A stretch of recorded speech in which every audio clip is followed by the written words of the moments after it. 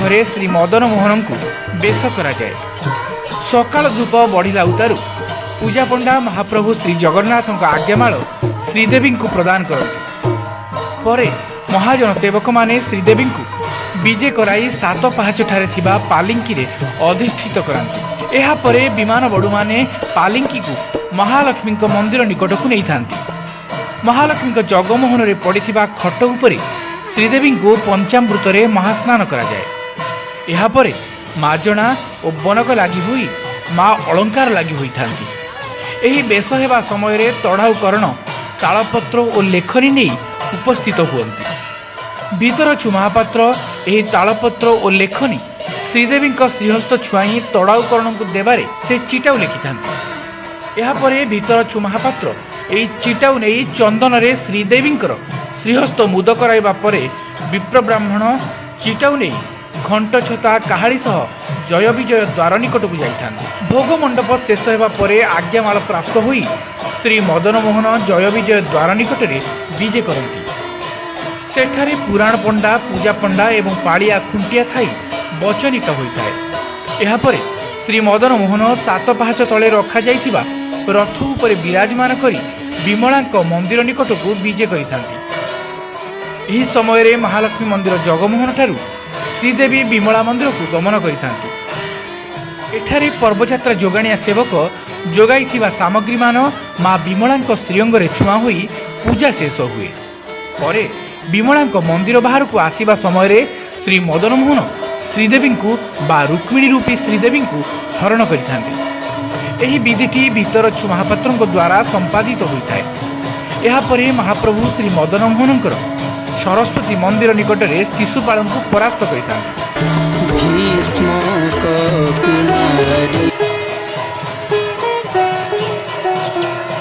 नमस्कार, आप सभी का एक बार फिर से स्वागत है हमारे चैनल भक्ति ज्ञान में। आप सभी को निर्जला एकादशी की हार्दिक शुभकामनाएं।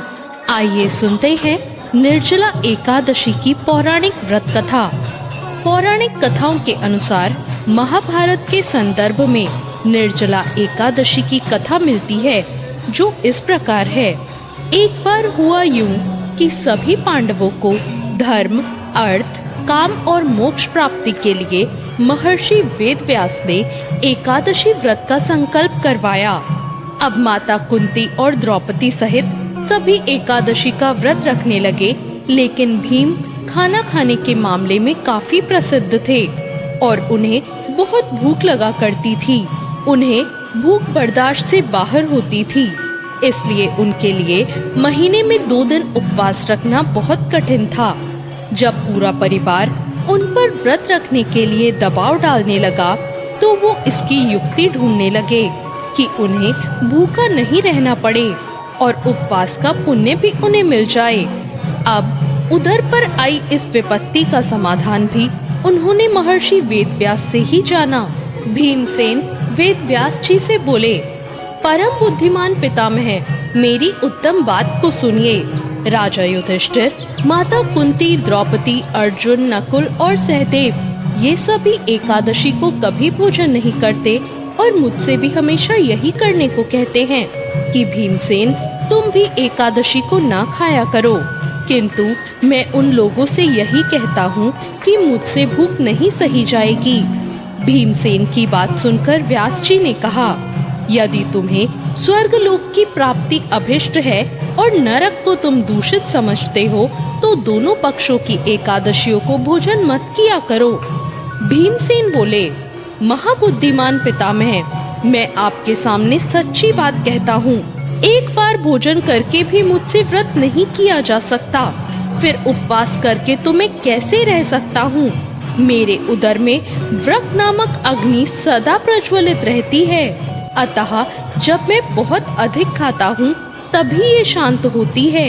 इसलिए महामुने, मैं वर्ष भर में केवल एक ही उपवास कर सकता हूँ, ऐसा उपवास जिससे स्वर्ग की प्राप्ति भी सुलभ हो जाए और इसे करने से मैं कल्याण का भागी भी हो सकूं। ऐसा कोई एक व्रत निश्चय ही करके मुझे बताइए, मैं उसका यथोचित रूप से पालन करूंगा। व्यास जी बोले, भीम, ज्येष्ठ मास में सूर्य वृष राशि पर हो या मिथुन राशि पर शुक्ल पक्ष में जो एकादशी हो, उसका यत्न पूर्वक निर्जल व्रत करो। केवल कुल्ला या आचमन करके मुख में जल डाल सकते हो। उसको छोड़कर किसी प्रकार का जल विद्वान पुरुष मुंह में न डाले, अन्यथा व्रत भंग हो जाएगा।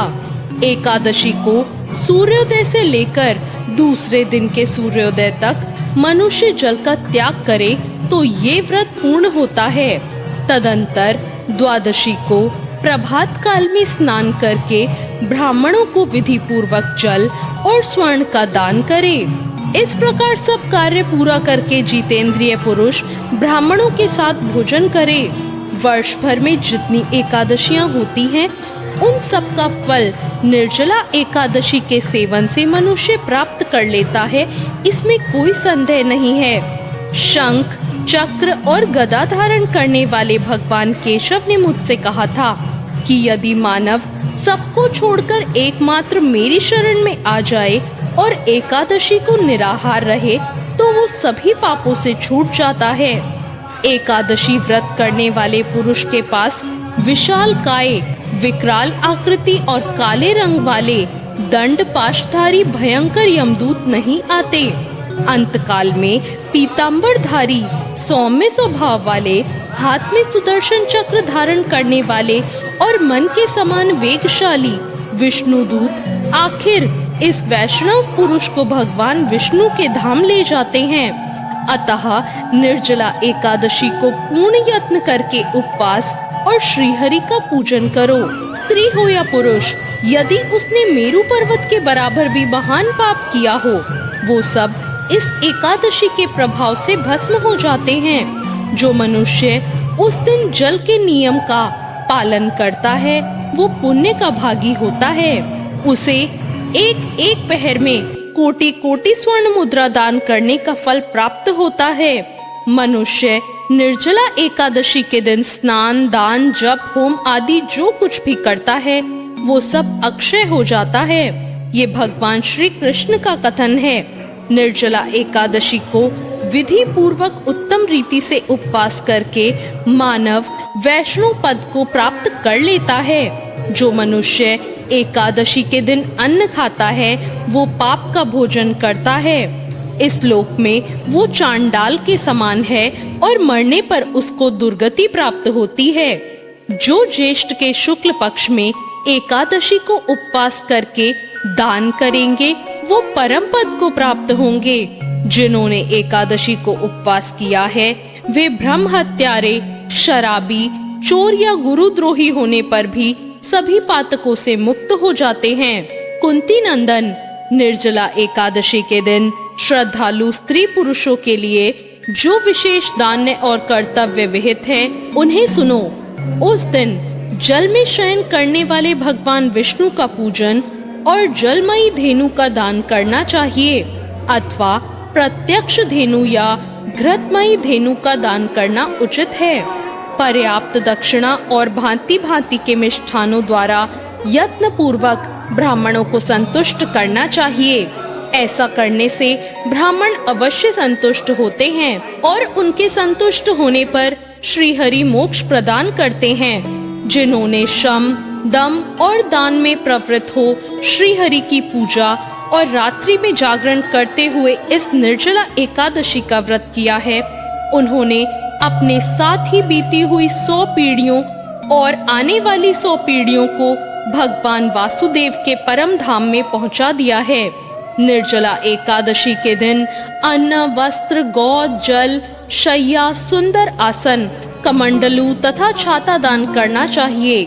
जो श्रेष्ठ तथा सुपात्र ब्राह्मणों को जूता दान करता है, वो सोने के विमान पर बैठकर स्वर्ग लोक में प्रतिष्ठित होता है। जो इस एकादशी की महिमा को भक्ति पूर्वक सुनता या उसका वर्णन करता है वो भी स्वर्गलोक में जाता है। चतुर्दशी युक्त अमावस्या को सूर्य ग्रहण के समय श्राद्ध करके मनुष्य जिस फल को प्राप्त करता है वही